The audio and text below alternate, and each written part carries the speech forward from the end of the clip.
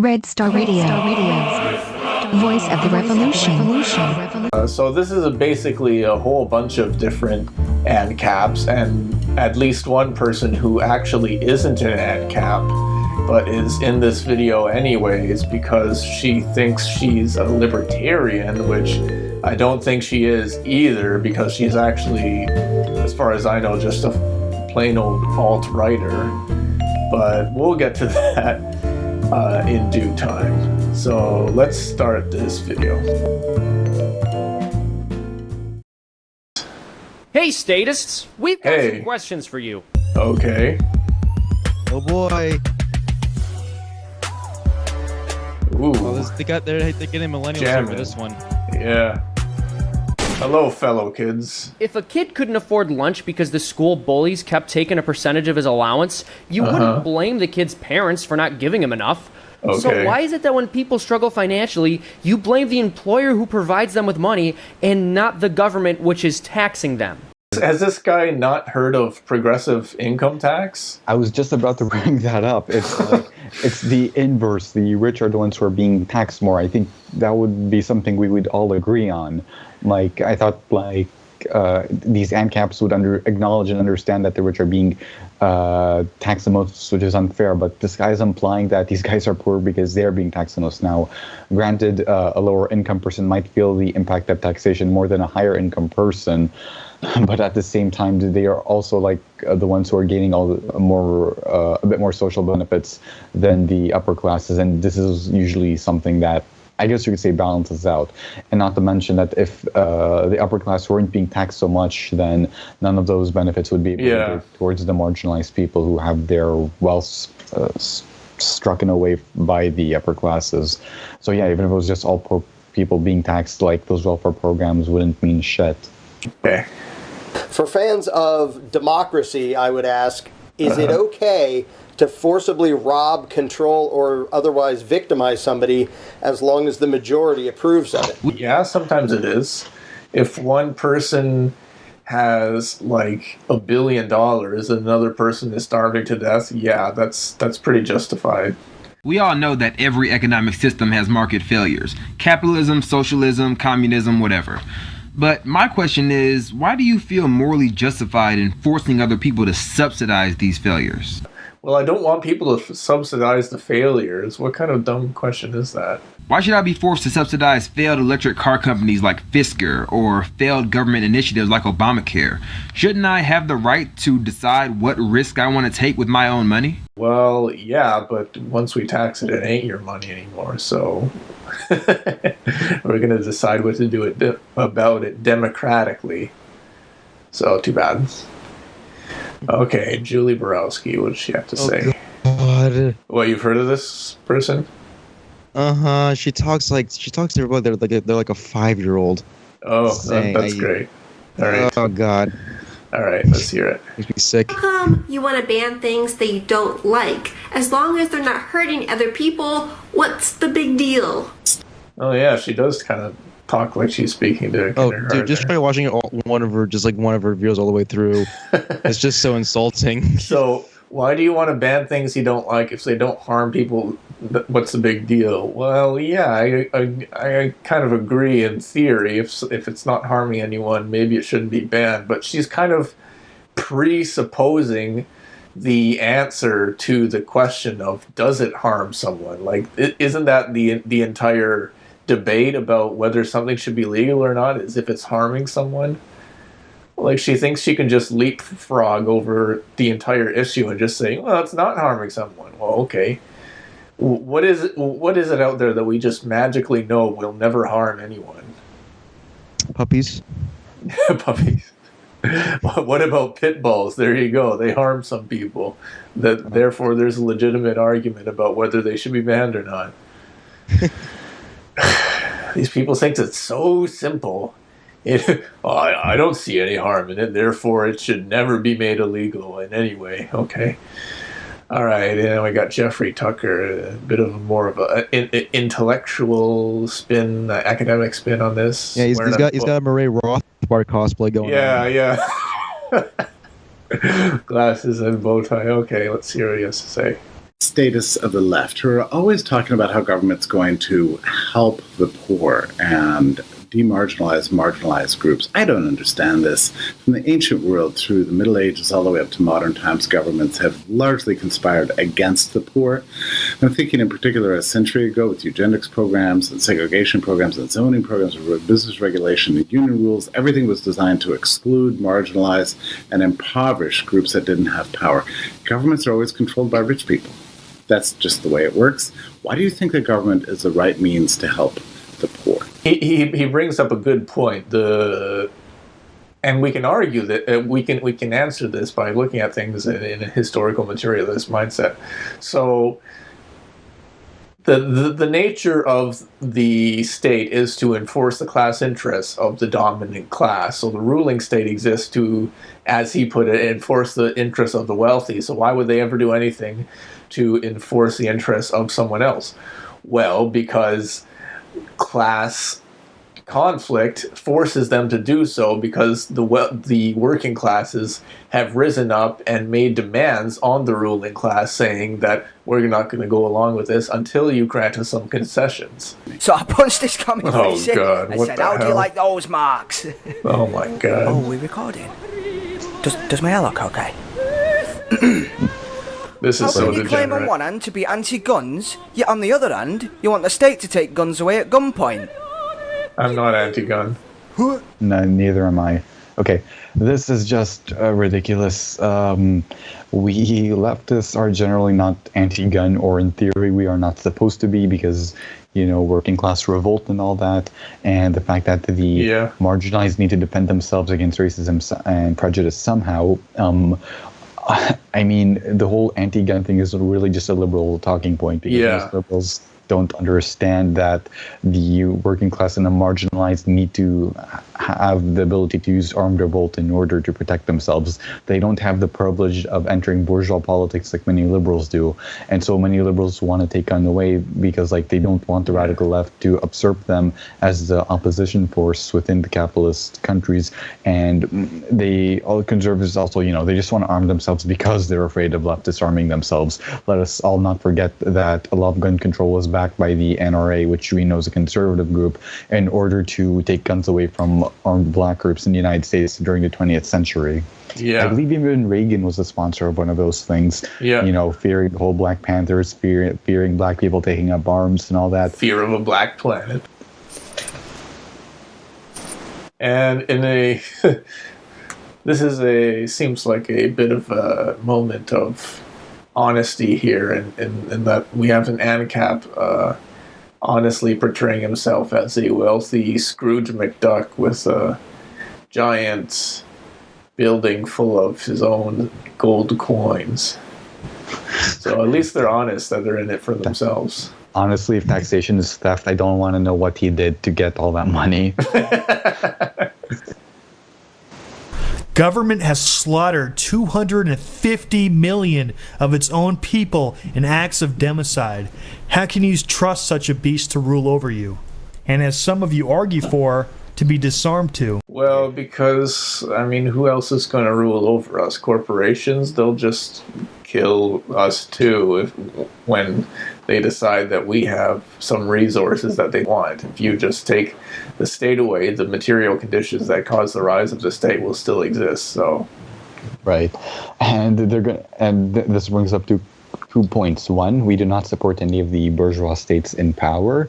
We acknowledge that they commit a mass amount of crimes. In fact, we are more willing to acknowledge it than many ANCAPs or libertarians would like to admit, because we actually dabble into the capitalist reasons as to why the government does that, but they would rather not discuss that. And second of all, the ANCAPs would reply with, well, why would corporations and private individuals kill people? They could use them for customers. Like, one, have you not heard of the whole East India Company thing? Granted, it did have a lot of ties with the state, but again, that's not to say that corporations are never not going to use states as their own tool. And if the state isn't in the way, then, well, corporations are just going to have to fend for themselves, and they're just going to rely on each other to continue doing what they've always been doing. The state merely makes it easier for them to do that. And the problem is that the ANCAPs don't want to admit why corporations are doing it.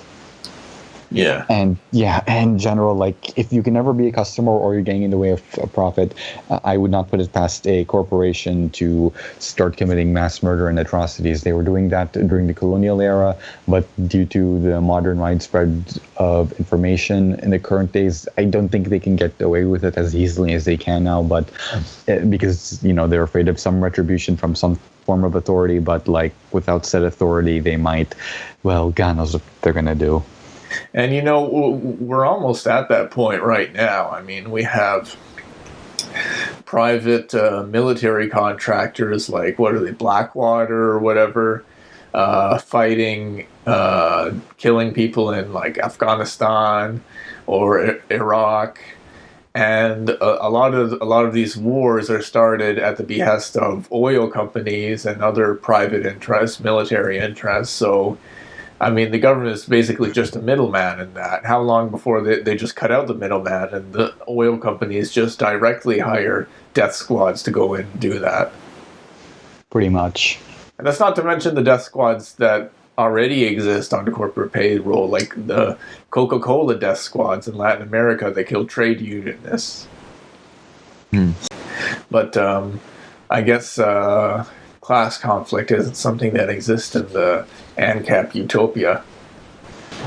Because they think that the only class is between a literal government ruling class and everyone else, despite the fact that the people of the government ruling class tend to come from a specific class, and that's normally the bourgeoisie. There might be workers within the government, but that's more of the exception rather than the rule, and more often than not, said workers often give up their class interests to serve the bourgeois ones.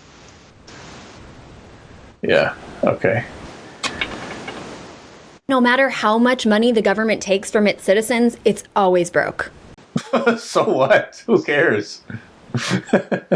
Why does the state treasury have to run a surplus exactly? Like, what exactly is the point? Why shouldn't it be broke? Like, unless we're saving up for some huge thing that we need to invest in the future, I don't know. I don't get it. Why shouldn't the government be broke? Who cares? It's not. This is the thing. They compare state treasuries to personal finance as if they're the same type of thing, when they're not. A state that has zero surplus can be functioning just fine. It might be totally normal. It's not the same states as are already doing that. In the end of the day, it's practically meaningless. Yeah, there's nothing wrong with it. Like, it does have, like, if we go by normal economic theory, yeah, like, it is going to mean a lot of shit for the state because they can't fund a lot of programs. They might have a hard time using government spending to shift demand or even. Well, I mean, they'll be a little inflexible, but.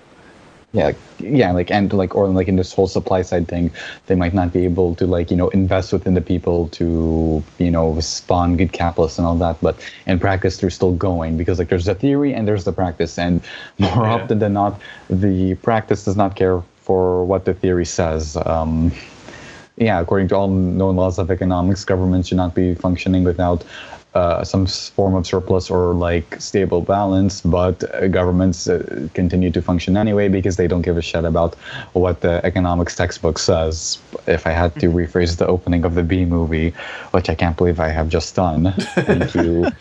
Thank you, ANCAPs, for making me do such a cringy thing. Yeah, because when the debt gets too much, that starts to be a problem because they have to repay it with interest and all that, but to be just breaking even is perfectly fine. There's it might be exactly what you want to do.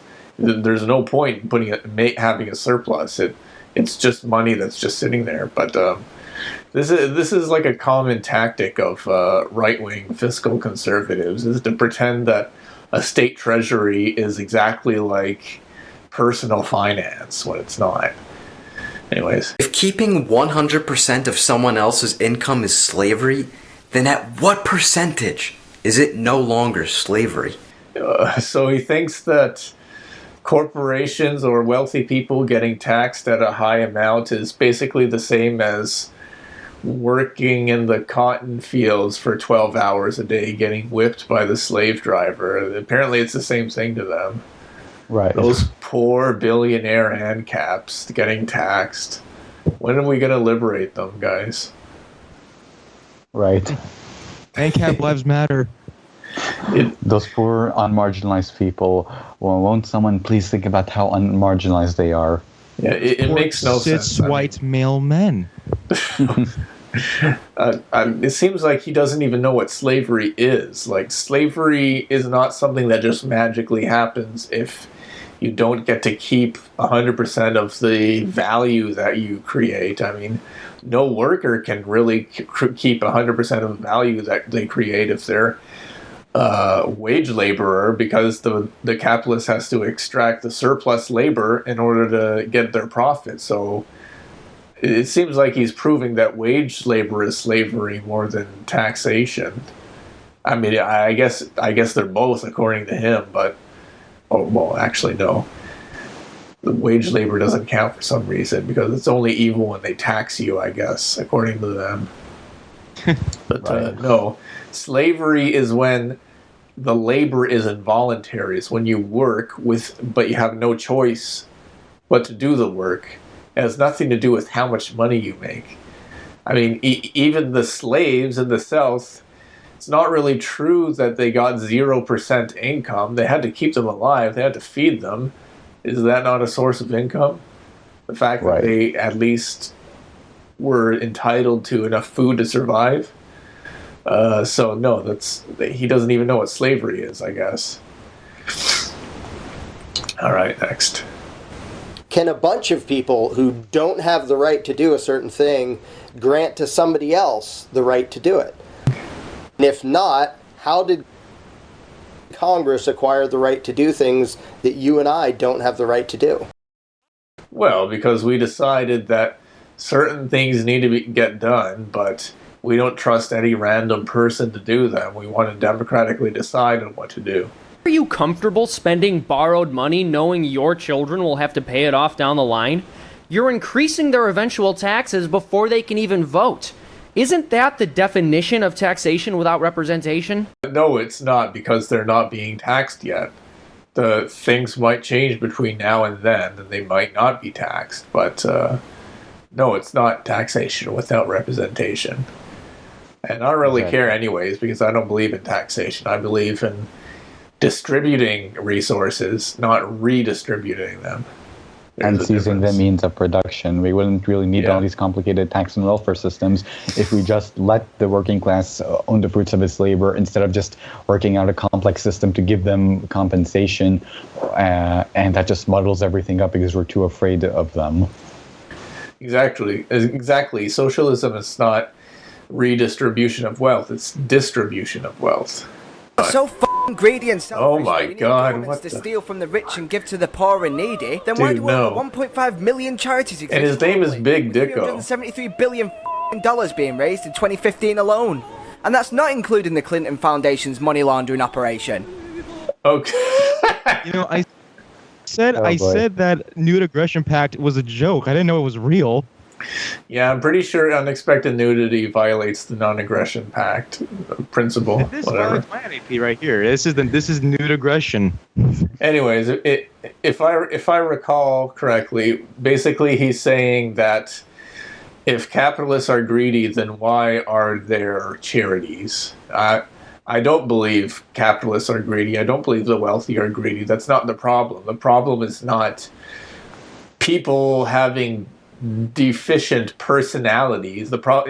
Capitalism is not a problem of a bunch of people who are morally wrong. It's a structural problem with the economic system. So no, I don't call capitalists greedy, because that's a misunderstanding of the problem.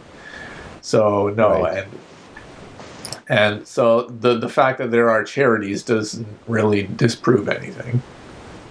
Exactly. Alleged money laundering operation. You do realize that making something illegal won't make it go away. Yes. Guns, drugs, the black market will provide. It's really silly to just say you can't stop all these problems just by making them illegal. Therefore, you should not have any laws against them at all. It's just ridiculous. I mean, it's like saying, why bother with medicine and hospitals? You're never going to make everyone immortal.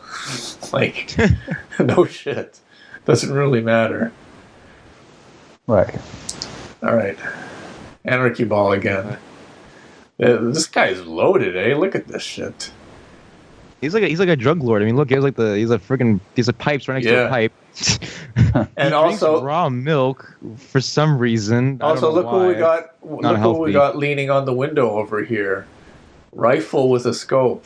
Gee, doesn't that violate the non-aggression principle? What is he going to use that for?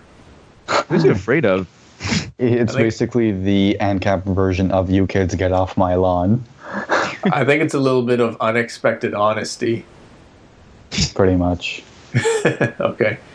Here's some of the money government wasted. The government spent $1.4 million on an app that just simply points left and right for the TSA. That should have been done for way cheaper. Oh, that's not crazy enough for you? How about this? No, it's not. The government wasted $1.4 trillion on a jet that doesn't even work. That's enough to buy every homeless person in the United States a mansion. Well, that's enough to buy every homeless person a mansion. Why don't we at least buy them a house then and scrap the fighter jets? But you don't even believe in that. You don't even believe in providing people with the basic necessities of life. A $600,000 home. Oh, that's not crazy enough for you. The government lost $6 trillion. Knowing all of this, do you still think the government can spend your money more wisely than you can? This is ridiculous. I don't think the government can spend money more wisely than I can. The thing is that there are certain things that can only be done using some type of crowdfunding, right? Like, Right. It doesn't matter how wise I am. I cannot just fund a highway to drive across the country. That has to be crowdfunded in some way. So unless you're going to, like, I don't know, make a GoFundMe for every road you ever drive on. I know this is a bit of a cliche to say my roads, but it legitimately is a good example. I mean, how the hell is that going to work? You're going to need, like, subscribe to a new Patreon service for this new interstate. I don't know. How can you rationalize basic philosophical concepts such as non-aggression principle as being quote-unquote too difficult for society to be educated on and abide by, yet believe that hundreds of thousands of pages of federal and state regulations, clauses, case files, and amendments are somehow easier? I don't think they're easier to rationalize. I don't really care. Like, this guy thinks that if you support a state, then you have to agree with every single law the state ever makes. Otherwise, you have to want to dismantle everything. That's seems like there might be a middle ground in between the two, don't you think? Pretty much.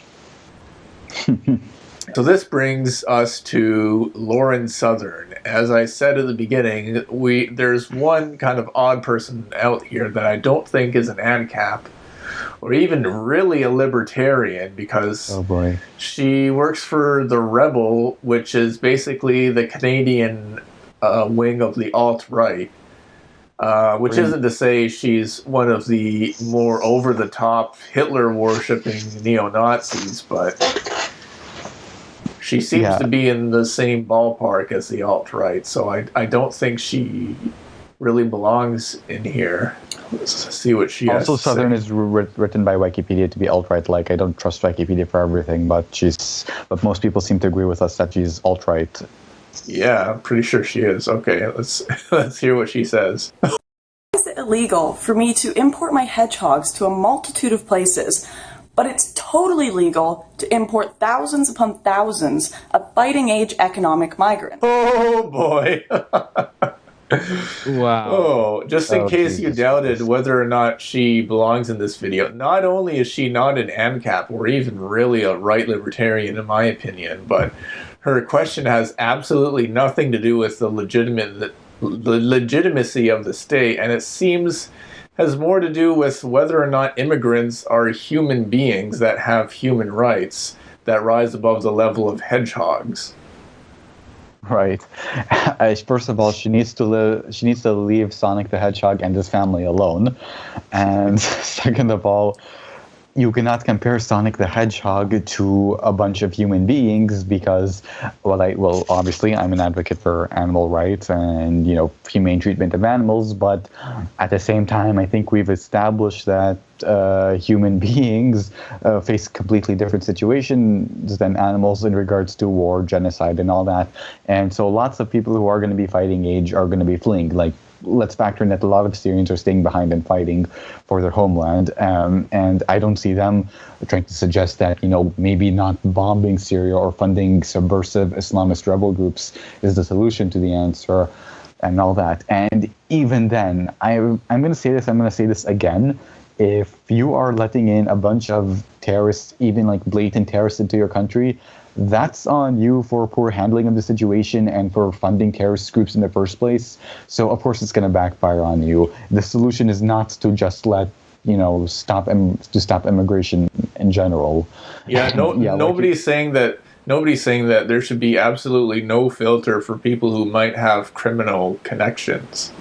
Exactly, and like again, if people if people are going to be suspicious and all that, then you take action. But no, you want to keep them in because you think they're going to be cheap labor and all that.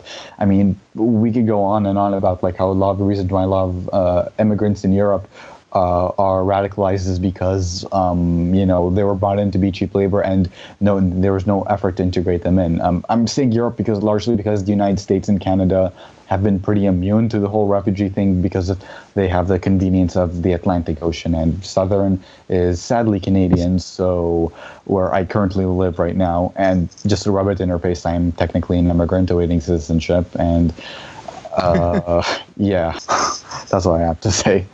Like, holy shit. If these people really only wanted to talk about the legitimacy of the state, I would be embarrassed if I were them. That letting her on there to talk about her friggin' dog whistle racist points.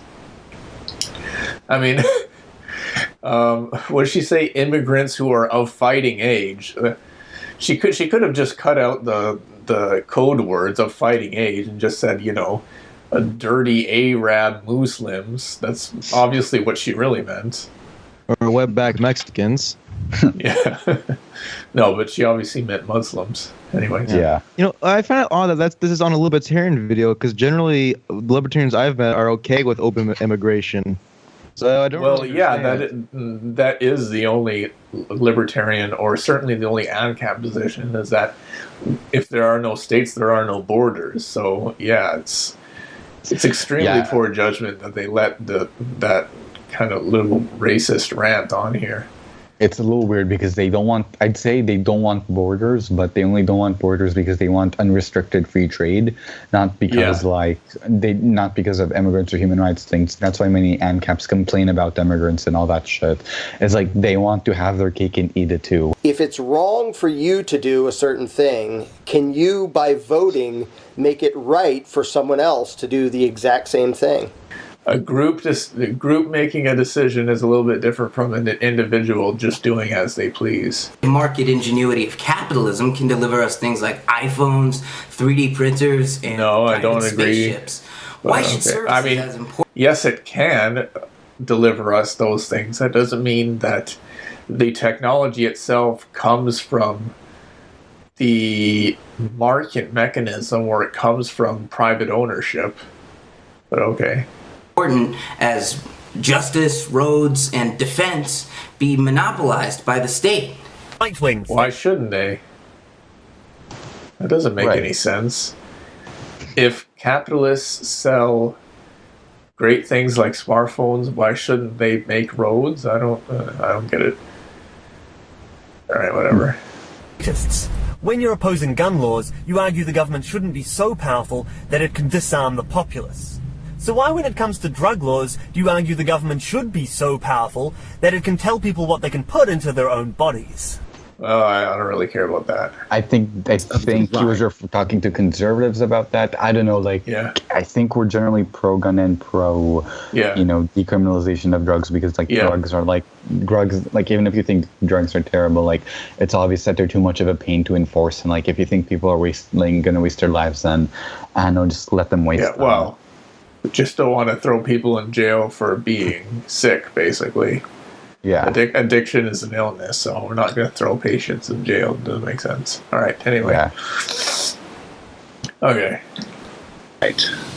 If people are innately good, what is the need for government? And if people are innately evil, what is to stop them using government to cause evil to one another? And would it not be better that their influence be limited to that which they can achieve voluntarily, rather than to give them the added benefit of legitimized force? Oh my god, that was the worst argument, other than Lawrence Southern and the whole thing. His argument basically boils down to either human beings are inherently good, in which case we don't need government, or human beings are inherently bad, in which case we can't trust them with the government. This is human nature.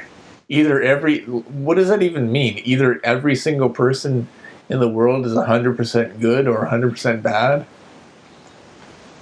Yeah, and even then, leftists do not generally claim that human nature is evil. Maybe anarcho-primitivists do. We don't even believe in human nature as a social construct. Yeah, like every human is their own special snowflake, whether we like to admit it or not. That's a psychological fact, because personality develops differently over time. You're not just the same person you were born as. It's a very silly way of making a political argument to talk about how human nature and how we're all inherently good or bad. It sounds more like a theological debate or something. Like he's debating St. Thomas Aquinas about, like, is God benevolent and omnipotent? Then whence cometh evil? Exactly. Like, I actually wish we could resurrect St. Thomas Aquinas just so he could have a debate with all the human nature guys. It would be a perpetual argument. Yeah, maybe he would stop believing in God when he meet ANCAPs. Right. Anyway. A major question that I have for proponents of state economic regulations in particular is how exactly can you sleep at night knowing the economic destruction that you have created? The effect of government regulations on output has been calculated to have an accumulated reduction cost on the American GDP of nearly $40 trillion just since 1949. In other words, absent of any federal economic regulations, after World War II, we could have tripled our GDP. Every citizen could have an average income of $333,000 instead of $53,000, a $277,000 increase in the average income. This doesn't even factor in the cost of compliance, rent seeking, and state-level regulations. We could have had so much more prosperity and so much less poverty without state regulations on our economy. So how can you look your opponents in the eye and claim that your regulations are somehow for the common man? Oh my god, that was one of the most reductionist things I've ever heard. Okay, first of all, I don't know how you could possibly make any number out of such a ridiculously hypothetical scenario as if there were no regulations on anything in the economy for the last 60 years. I mean, that's so ridiculously hypothetical that I don't think there's any reason to trust that number over any other random number you can think of. Like, how could they possibly even estimate that?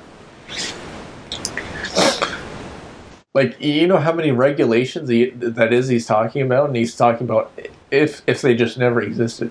Anyways, it's extremely reductionist on this part, as you've been saying. And he's blaming it presumably on the left and all that. And again, we didn't cause the bourgeois state to come into existence. We kind of want to change it up, and any damages brought on by regulations towards capitalism by the bourgeois state is the bourgeoisie's fault for not wanting to accept the proletariat's wishes and just thinking it can create a clusterfuck of a welfare state to mitigate any changes. I've said it before, I've said it again, but I think I'm going to have to keep saying it if they keep saying it. But anyways, to get the crux of his argument. He basically says that without regulations, some people we don't know who these people are because it's just GDP. GDP doesn't tell you who in society is making the money. It just says that the money exists in someone's hands. But he's basically saying that there would be more money if there were no regulations, which is kind of dumb because it's basically assuming that there were no good reasons for any of the regulations in the first place, which is kind of, I mean, like, he's assuming that politics is just a pointless exercise where, you know, the government just wants to have more regulations for no reason. Does this guy really want to work in a building completely built out of asbestos with no fire exits? Is that what he thinks that his capitalist utopia will be like? Does he want gas stations just to sell uranium everywhere?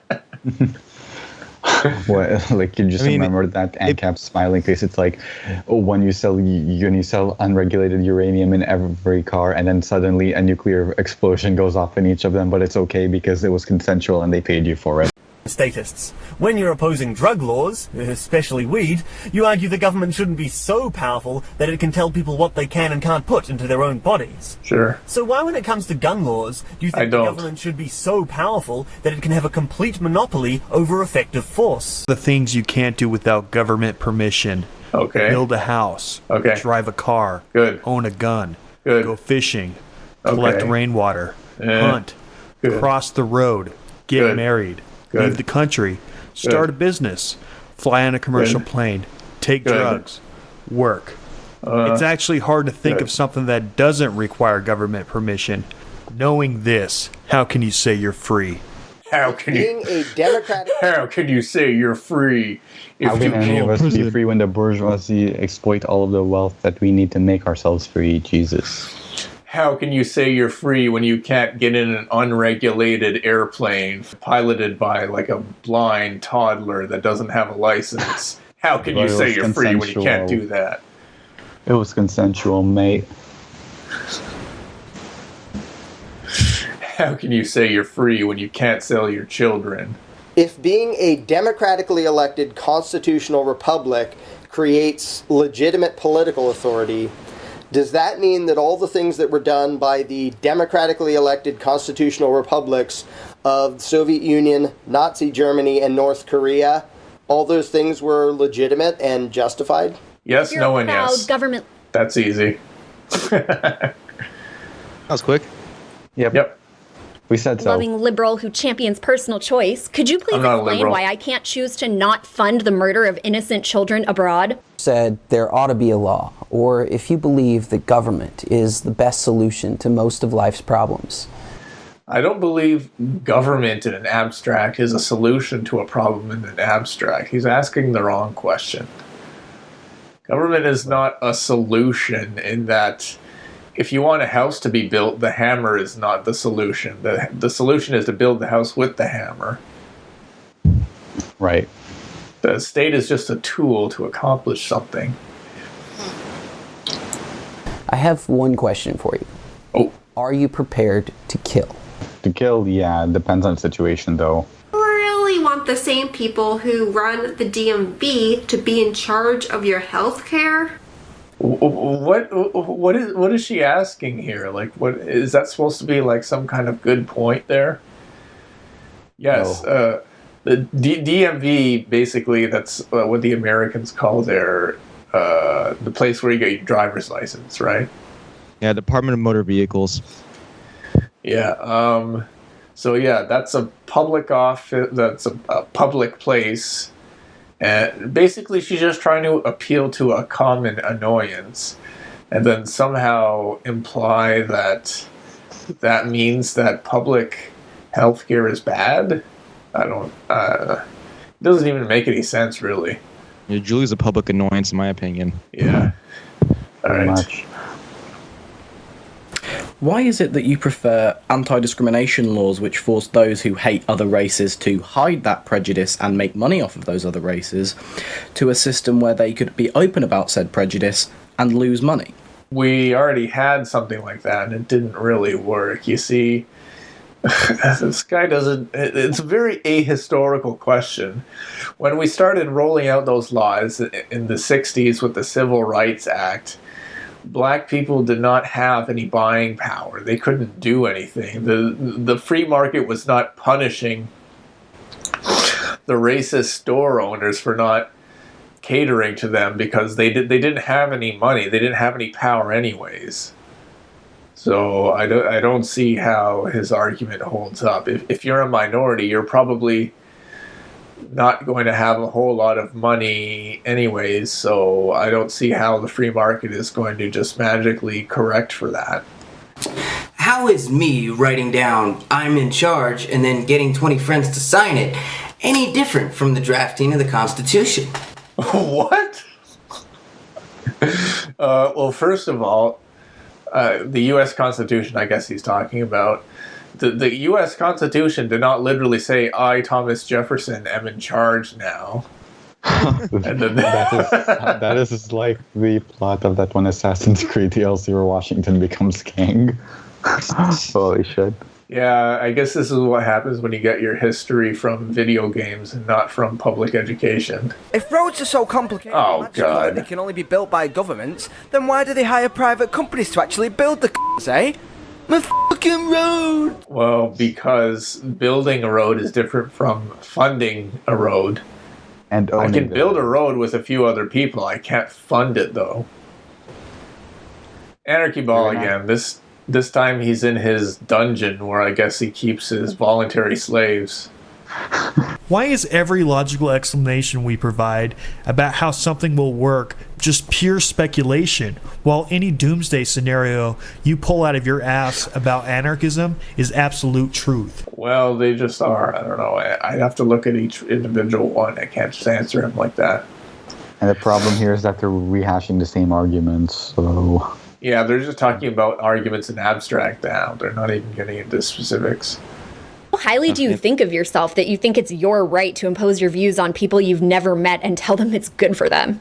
I don't think highly of myself. I think highly of the ideology I believe in. Ridiculousness. We protect our president with guns, but our children with paper gun-free zone signs. Congress has a 9% approval rating. Government can't even balance a budget. We are about to reach a $20 trillion debt. Well, Social Security and Medicare and other socialist policies are unsustainable. Not socialist. The drug war kills more people than drugs itself. Yeah, I agree. How can you say government is effective? It just gives a few examples of bad things that governments have done to say that governments are not effective. Effective at what, though? Like, yeah, bad policies will not be effective at achieving their goals. Good policies might be very effective at achieving their goals. The status of the left and right, who are constantly against free trade and promoting protectionism and warlike foreign trade policies. We don't support capitalist protectionism. We don't support the capitalist free market at all. So. Why is it that you think trade between nation states is any different from trade between states in the U.S., between I don't care. New Hampshire or Georgia and Mississippi, which we understand is a good thing because it broadens the division of labor and makes everybody better off. Why do you not see that that's also true internationally? And why do you think a solution to this non-problem is to raise taxes on the American people? Does this guy not realize that there are federal labor laws, but not international labor laws? I mean, I'm pretty sure the U.S. has federal labor laws of some sort. Right. Do they not?